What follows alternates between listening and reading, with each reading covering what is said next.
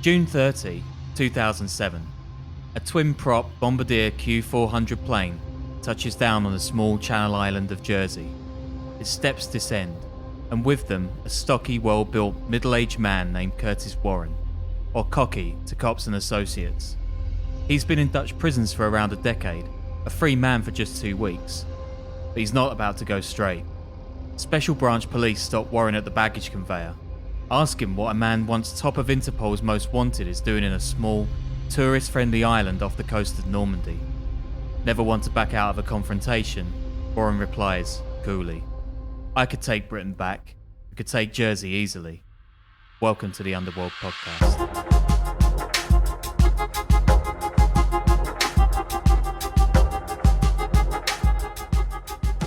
Welcome back to the Underworld podcast. I am Danny Golds, and I'm here with Sean Williams. This is the podcast where we dive into the world of transnational organized crime and all the fun things that go with it. Sorry for the break we just took. We might actually have a little bit more of a break coming because we're actually working on some deals and something exciting that I think is going to let us kind of do more of this and do it better. So stay with us. Things are gonna get pretty, I think, solid from here on out.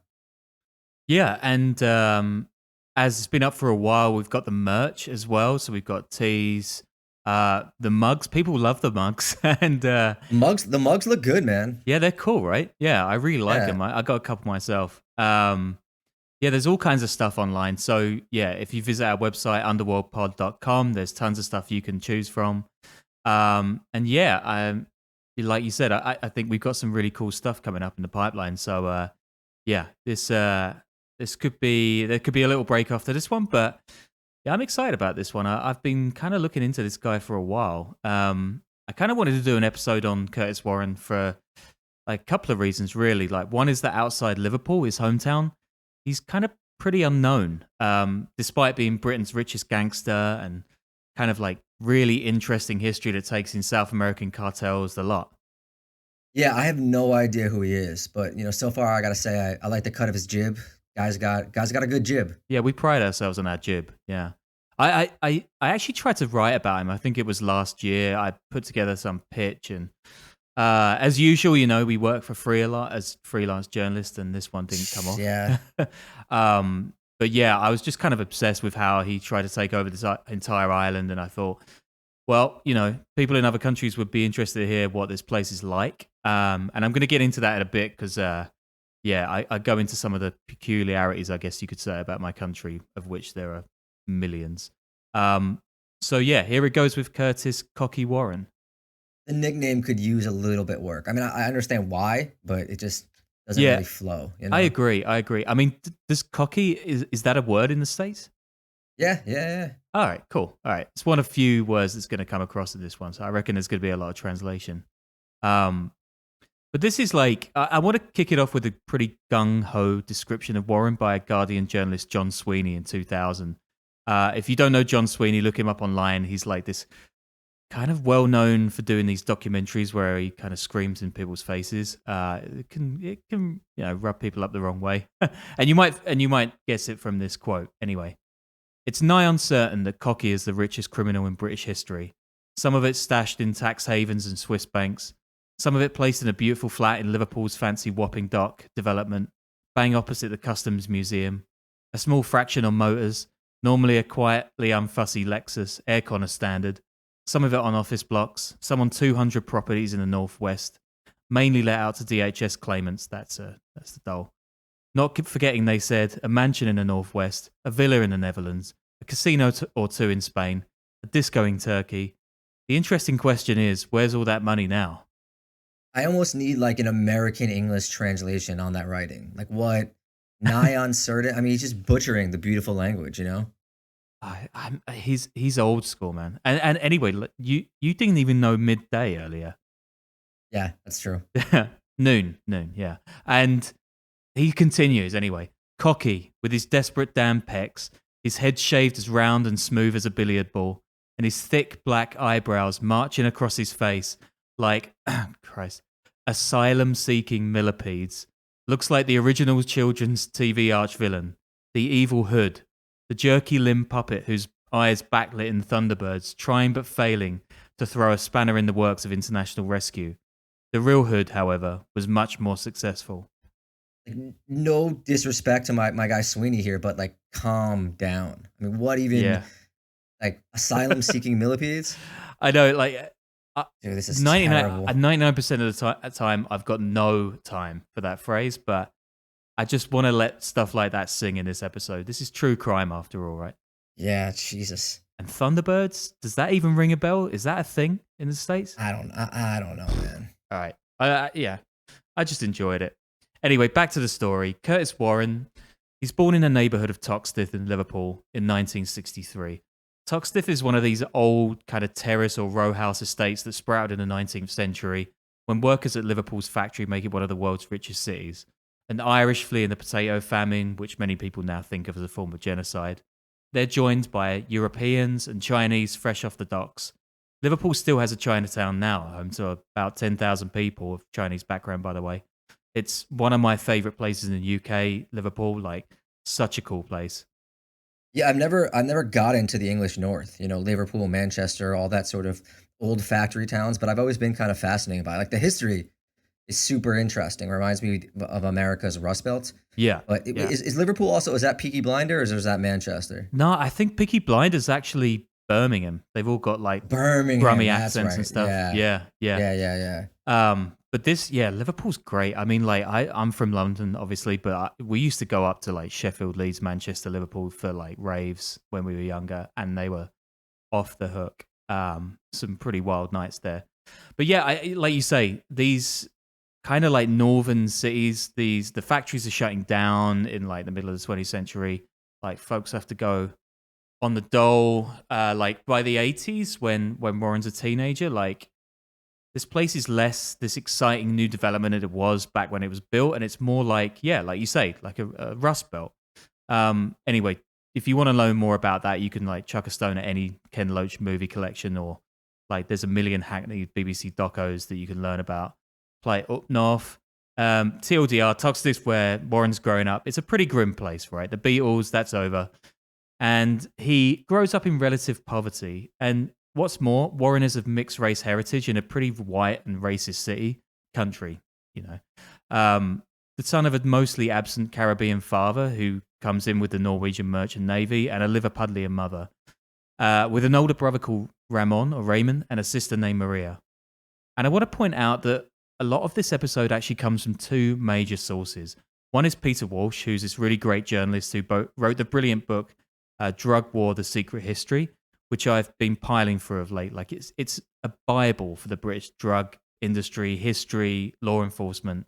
And he also co-wrote this 2011 biography of Warren called Cocky.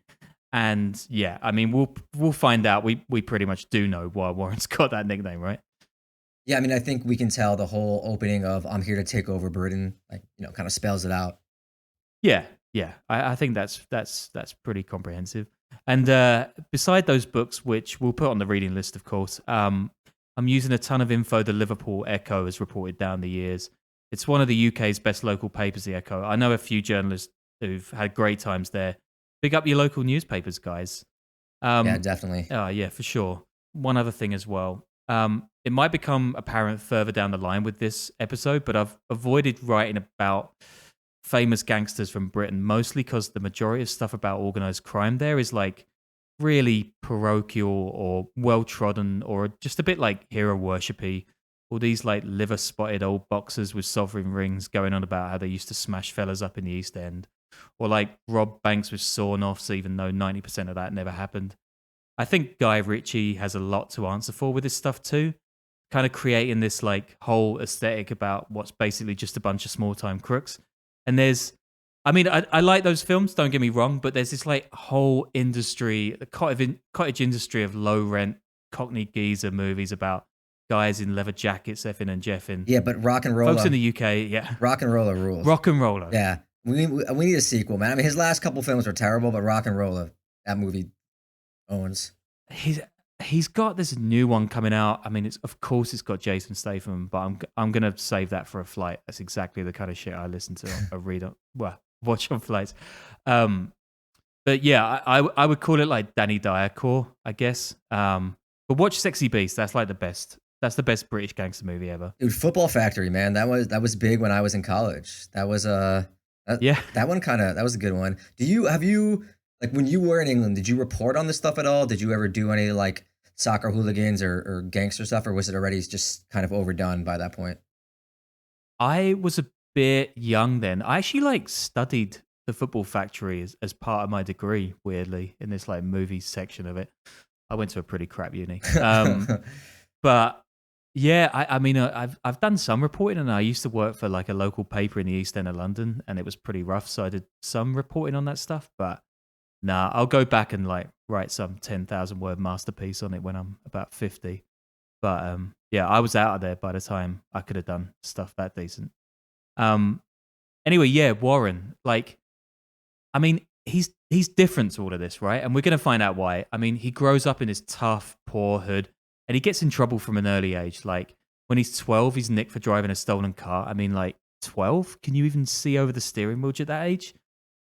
He's into theft, low-level stuff, violence, attacking the police, and eventually he gets jailed for 5 years for his role in a failed armed robbery.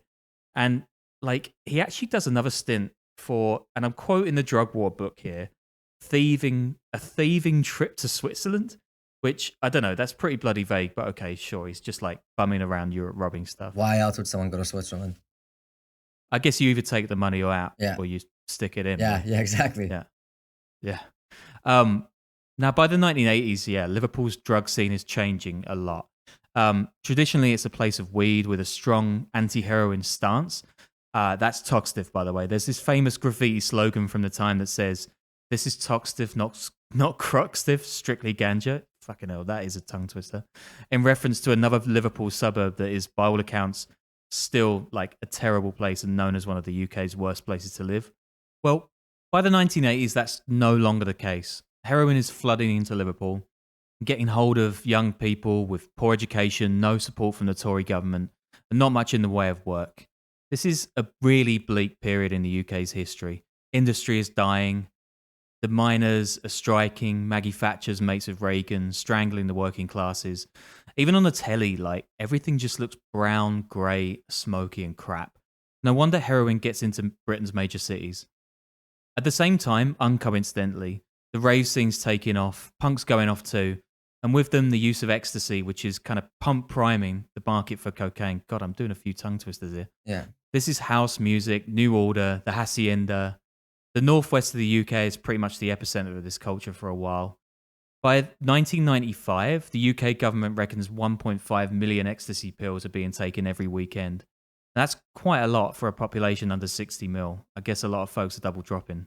I always thought the rave scene from the UK in that era looked really fun, man. Like in my mind, it kind of crosses with like the early days of like the internet and other 90s culture. And I kind of wish I had experienced it a bit there. Oh yeah, it looks incredible. Like those early videos of the Hacienda just look unbelievable. I mean, it was still going when I was young. I used to go to some pretty crazy like old warehouse raves and stuff. And it still happens, but especially in London, like a lot of, I don't know, NIMBYs killed it. Don't like any sound in their city. So yeah, I don't know what's going on in raves.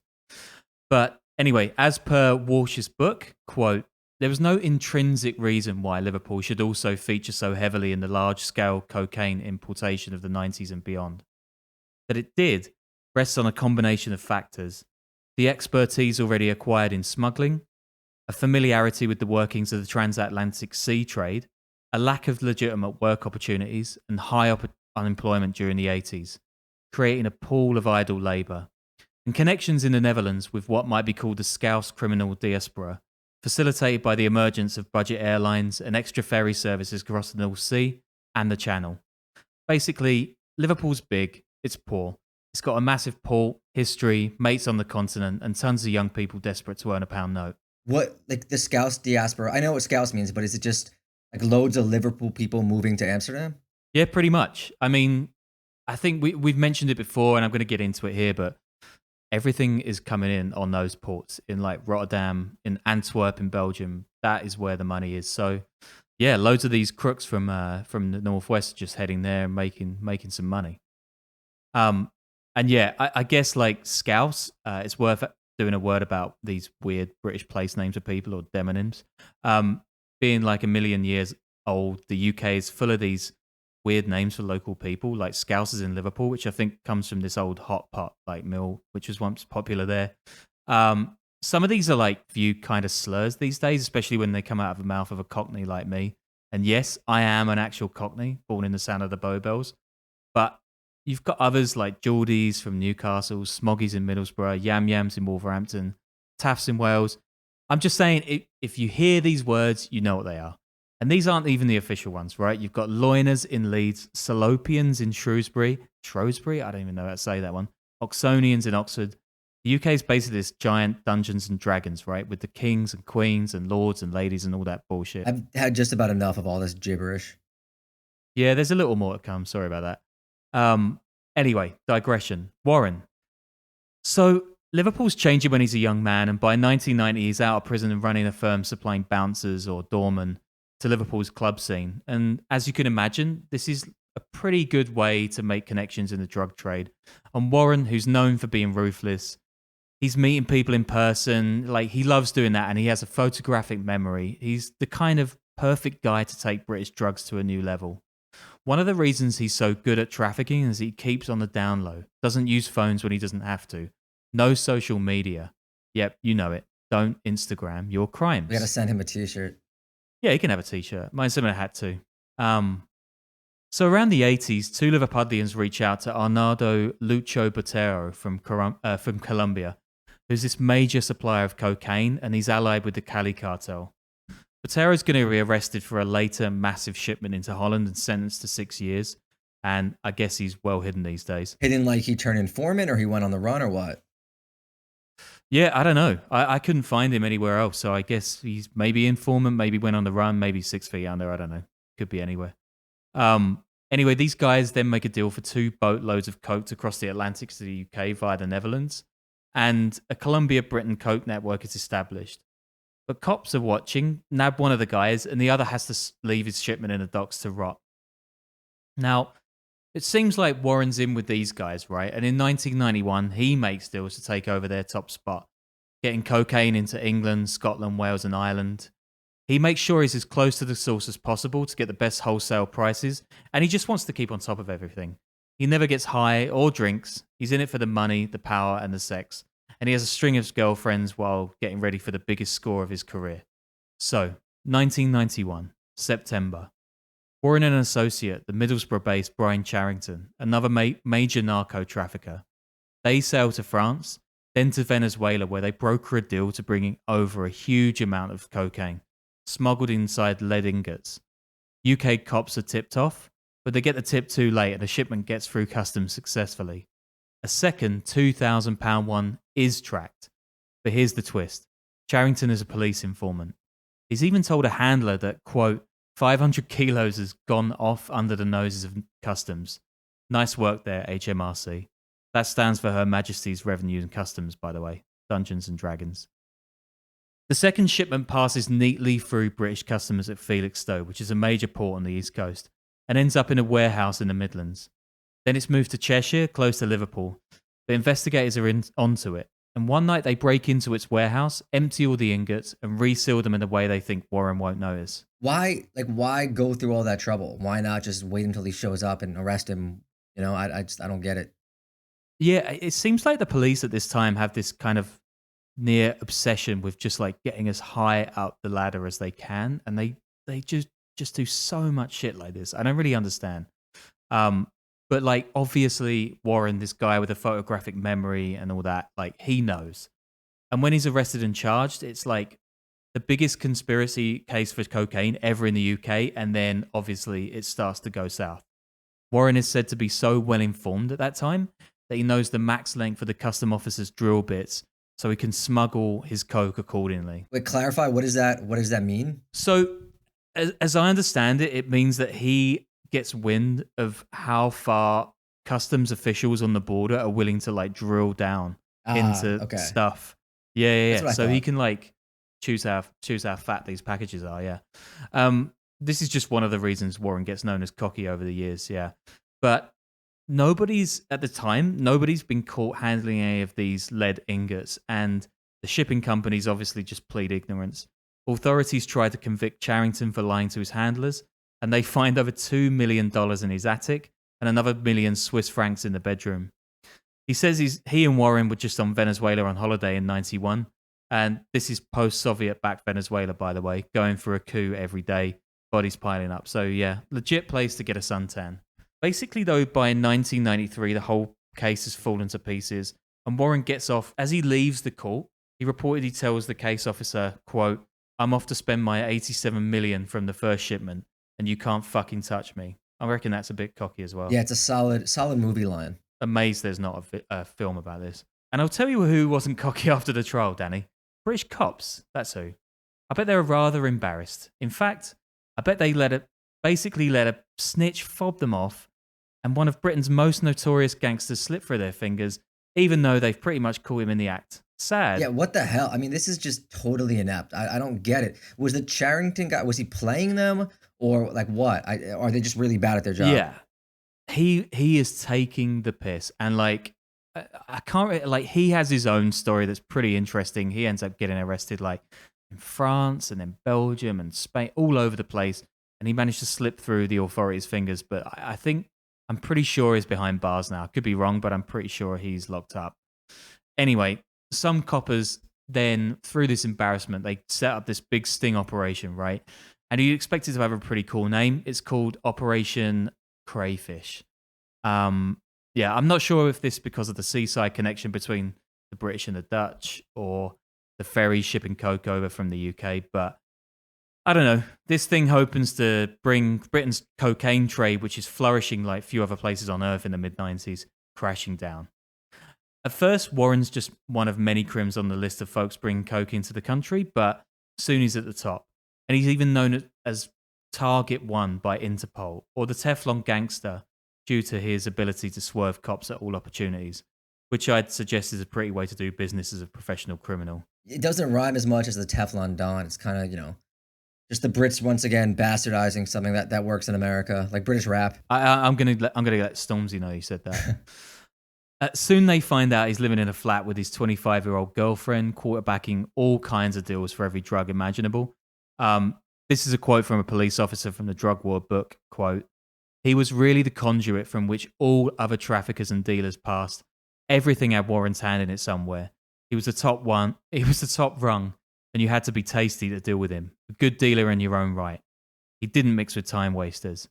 I think that quote would sound way better in my dad's accent, by the way. Maybe I'll get to record him like doing gangster lines for the pod. Watch out, Twitter. I mean, these guys who get to the top, like, it's always just an amazing mix of logistics handling and deal making and charm as well. It's a business when it comes down to it. It's not just shooting people. Yeah, I mean, a lot of this is just, we like to, like, sometimes the media likes to spin these rosy stories about people doing these crimes out of passion or because of this like megalomania, and there's certainly an amount of that, but like most of it's just crimes of, I don't know, necessity, opportunity, money. Like, it's all about the money.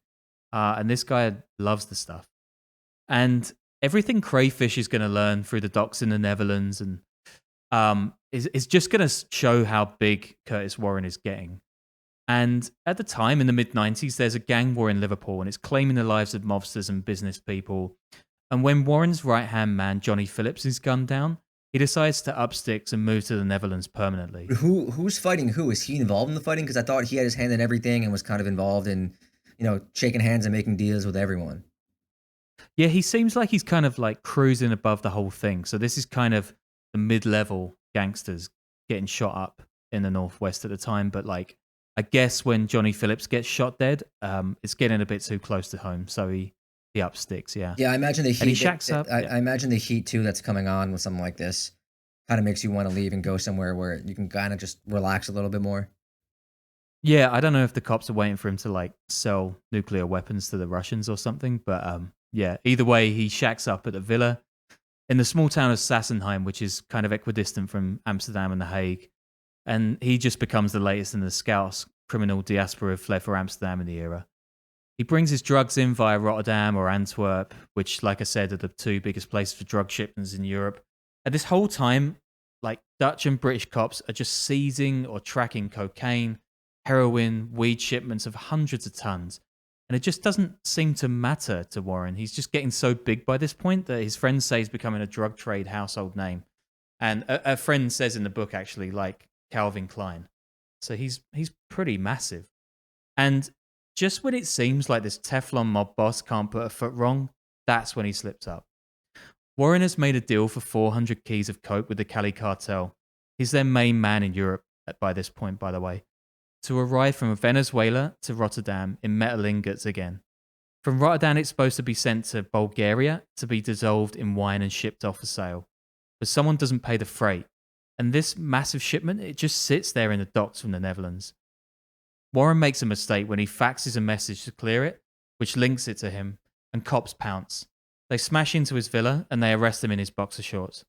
Further raids reveal 1.5 tons of hash, 60 kilos of heroin, 50 kilos of ecstasy, hand grenades, 3 guns, gas canisters, and a load of cash. The whole haul is worth an estimated 1.25 mil, which I think in those days with the exchange rate is probably over 200 million. Quite a lot. Yeah, I think you said 1.25. I think you meant 125 million. But yeah, I mean, he's no. Oh yeah. Yeah, 200 million. Like it's not. This isn't small time shit. Like this guy is an international narco level. Yeah, he's big. And surely this time there is no way out for Warren. And yeah, no, there's not. In 1997, a Dutch court sentences him to 12 years without parole. 12 years? Like that's nothing for that. Yeah, welcome to Europe. This is what you get. And like the case also shows that a corrupt cop is feeding info to Warren, which I guess is no surprise, I guess, given how famous he's been for slipping away for justice for so long. So yeah, by this point, Curtis Warren is locked up in a Dutch jail. Probably not the worst on earth, but probably not where he's planned to be as a kid growing up in Liverpool. And folks are coming at him. In 1999, he has a fight with a Turkish convicted murderer, and he kills the guy. This gets him another 4 years on his sentence for manslaughter. Warren agrees to pay the Dutch government $8 million from the proceeds of his crime, but seeing as the stuff they discovered alone was like 1,000% more, he's definitely managed to stash the vast majority of his cash offshore. And this is probably a good time to mention, by the way, the interview bonus we did with journalist Oliver Bullough this week, actually, about his book Moneyland, or last week, I think, when this is coming out. Like 8% of all money on earth is off the books. What the fuck? Listen to that interview, by the way. It's a really fun one to do. Yeah, fair warning. His audio is not great, but it's still really interesting stuff. Yeah. The audio quality is bad, but it's a really, really good interview. Anyway, Warren is moved around 6 different Dutch prisons after that. And in 2005, he even appears on the Sunday Times Rich List. It's the only drug trafficker to ever have done so. The Rich List is something I don't think has aged that well. Basically porn for the landed gentry. Bro, people still love like the Forbes list. I mean, that's a thing that's aged pretty well. It's a big deal when it happens. Oh, yeah, I forgot about that. Yeah. Everyone loves the drug dealer on the Forbes list. Yeah. Is anyone on there at the moment? I don't know. I feel like Chapo was. I don't know if he was on.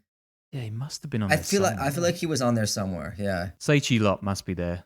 I mean, I guess I don't know if he's gonna make it. I guess he's making no money in the States, right? So yeah. But yeah, it's pretty crazy that Warren made it on, and like a measure of the drug empire this guy's built by this point. Anyway, in 2007, he's out of prison, so I guess he hasn't even served like 2/3 of his sentence, which is normal in Europe. And he heads back to Liverpool. And by this time, the city is Britain's drug capital, definitely. And it's pioneered this form of drug trafficking known as county lines. Now, people may be well aware of this, but this is a particularly effective and pernicious form of dealing, whereby major narcs get product out of major cities as quickly as possible and into rural towns and villages, usually with young, vulnerable boys as the mules, some of whom are made to do the running as part of some debt bondage. County lines is the principal form of British drug trafficking today. And the NCA, the National Crime Agency, which is kind of like a domestic FBI, reckons there are 3,000 routes across the country. What's the point of it? Like, is it because all the customers are in the rural areas? Because if there's, dividing up a big shipment into smaller amounts, so if someone gets caught, there's less of a penalty. Like, why is county lines, country lines, whatever it's called, why is it a thing? Yeah, it's pretty much the latter. So it's like the more you can divide up a shipment, the more people you can get involved. the less the cops can kind of trace it to one source. Um, if it's kids that you've kind of got on a leash doing it, then even less so. I think it just works to kind of spread out the product across the country and make it kind of accessible to as many places as possible. I mean, like the accessibility of drugs in the UK is insane.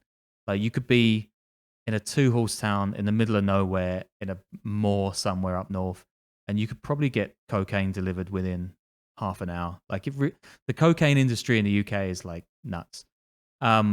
It's I mean, I think it's the second biggest market for cocaine in the world behind the US, and a ton of other drugs. We're gonna have like Vice drugs reporter Max Daly on, by the way, when I'm back from my trip to Ethiopia.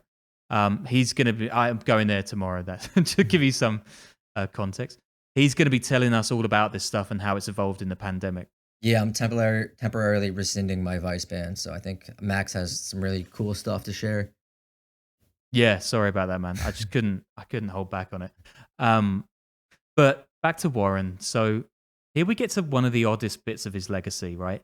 When Warren gets back to the northwest of Britain, he makes an almost immediate beeline for Jersey, the old Jersey. It's the original, the one and only Jersey, nothing like this Jersey. Oh no. So this Jersey, the first Jersey, by the way, it's the biggest of the Channel Islands. This is a group of 8 islands just off the coast of Normandy, France. Jersey, Guernsey, Alderney, Sark, Herm, Breshoo, Yetu, and Lihu. Jersey and Guernsey are the 2 most populated of these islands, and they're both technically known as bailiwicks, and they're not technically considered part of the United Kingdom, which I think is similar to the Isle of Man. I'm learning so much about the UK. I mean, it's mostly gibberish, but I feel like I'm learning a lot. You know.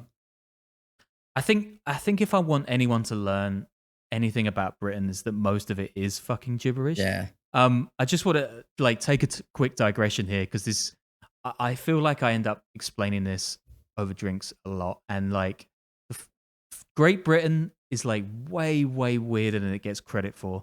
First off, Great Britain, that name, that's the big island. That's not the nation. The nation is the United Kingdom of Great Britain and Northern Ireland, with like with Northern Ireland just basically being a colony on the island of Ireland. Okay, so within that, there's England, Scotland, Wales, and Northern Ireland. They're countries, and then there are territories like the Isle of Man, the Channel Islands, which are considered crown protectorates. So basically, yeah, like more colonies. Channel Islands, I'm guessing they were stolen from France at one point. And each of these places had its own language, history, of course, culture. Yeah, There's actually 10. I tuned out already, but Yep. yeah, I imagine most people have. yeah. But no, keep going. I think it's good. Our listeners want to learn some stuff. Yeah, I mean, like, there's 10 languages considered indigenous to the UK, of which English is obviously the main one, but there's Welsh, Gaelic, Irish, Cornish, Manx, Shelter, and others. If you get the chance to visit the UK, try watching telly in one of these languages. It's actually like really cool, or maybe super uncool and nerdy and just saying I do. And on top of this, you've got like Celtic, Roman, Viking, Norman, all kinds of history and culture mixed in. There's this brilliant 1701 poem about Britain being historically this proud mongrel nation. I don't know how PC that phrase would be, but I think it's kind of cool, right? It's like, it's always been a multicultural place, so fuck off the BNP. Anyway, Dungeons and Dragons, right? That is Britain. Anyway, that concludes my British culture lesson. Like, I don't know. Do you think we have any listeners still listening? If we do, they're probably the ones that play Dungeons and Dragons. Do you not play this game? Like, loads of people do it in Berlin now. It's become like new cool. I mean, I never did. It seems like it's popular in the States. I never did. What I'm saying is, you know, if they said that there were wizards and witches and fucking dragons, I don't know, I would not be surprised in Britain. And Jersey, right? This is this really weird little part of it, and it's this little island off the French coast. It's also a tax haven. You know, is it making sense that these Liverpudlian drug dealers are like really into this place? And this island really likes drugs, and the prices are sky high, right? I was talking to a local last year, and they were telling me prices are like 6 to 10 times higher than they are on the mainland. So weirdly, this little place, home to 100,000 people, is basically the holy grail for British narcos. And of those narcs, the Liverpudlians have been trying to stake a claim in Jersey for yonks. They're even doing it today. It's like a proper thing.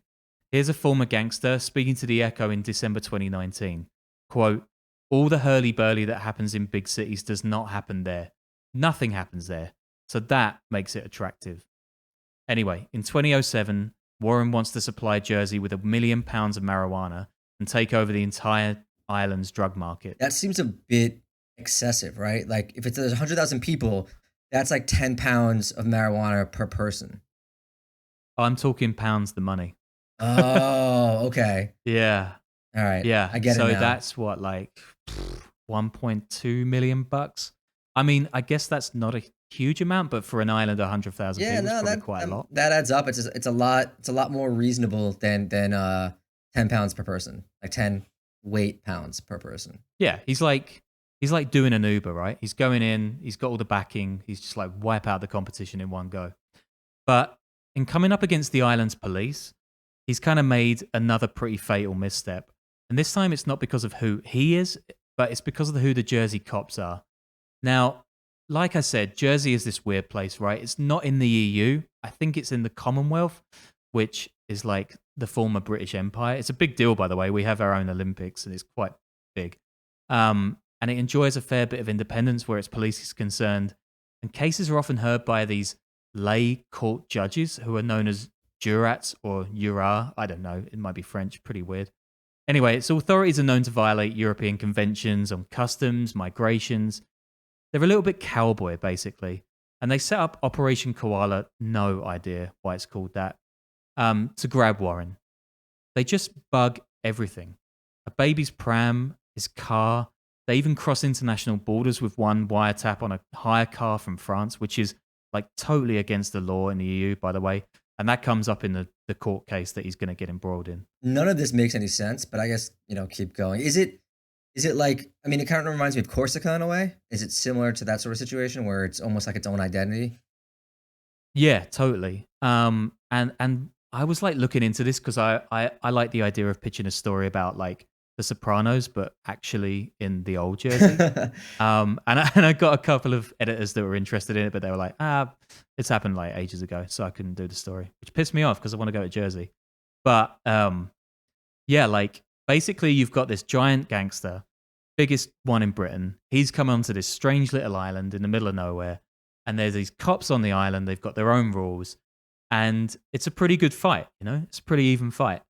And Warren spends 4 consecutive weekends in Jersey when he comes out of jail until in July, cops pounce on him and they arrest him in broad daylight. His trial lasts just 3 weeks of an expected 6, and he's flown immediately back to Belmarsh Prison, which is the most notorious jail in the UK in southeast London, just minutes from my mum and dad, so shout out to them. A Jersey judge sentences Warren to 13 years in his absence, and it later demands he pays back £185 million in the biggest proceeds of crime case ever, which is probably like about $300 million in those days. And he won't pay it back to this day, and he's still behind bars age 58. His barrister, by the way, told the court about the cash, quote, bearing in mind Warren is in prison, with the communications restrictions that entails, even if he had this amount of money, how is he possibly be able to settle this amount of money in 28 days? It just shows a failure to grasp reality. And I'd just like to say that I think, if I recall, I think this case went all the way to like the Supreme Court in the UK. And this judge, I think like even had a massive go at the police and said that in future they cannot do this kind of thing. But, we're going to let this go, international wiretapping. So yeah, he kind of got screwed over there. And this is almost where this story ends, right? He tried, he failed. He came, he saw, he didn't conquer. But Curtis Warren, there's a kind of small footnote, and it came around this time last year. And that's when a female prison officer was sent down herself for having a sexual affair for Warren at his cell in a prison in Durham near Newcastle on the Scottish border. So this woman, Stephanie Smith-White, has a tattoo of Warren done. Seems she was pretty into him. And so I want to give this like episode a bit of a comic relief at the end, and I'm going to let the BBC play us out. Feel free to add your own backing music. Quote, staff had become suspicious of her relationship with him, and a surveillance operation got underway, the court heard. They were seen passing notes, which were highly sexualized, the court heard, and Warren tried to eat one from her when officers tried to retrieve it. It was also found they called each other 213 times in 3 months. When interviewed by detectives, Smith-White was said to be devastated but hoped there was an outside chance the relationship could continue. Defending Smith-White, Andrew Nixon said she made a, quote, catastrophic error of judgment and had, quote, fallen in love with the wrong person. He continues, Smith-White had denied cutting a hole in her uniform trousers for sexual purposes, but the sentencing judge said it was hard to imagine why else it was there. Isn't that just like a beautiful tale of love and hardship? Anyway, that's Curtis Warren, probably Britain's biggest gangster ever, and I hope we've learned something about how weird Britain is, at least through this kind of gangster's life.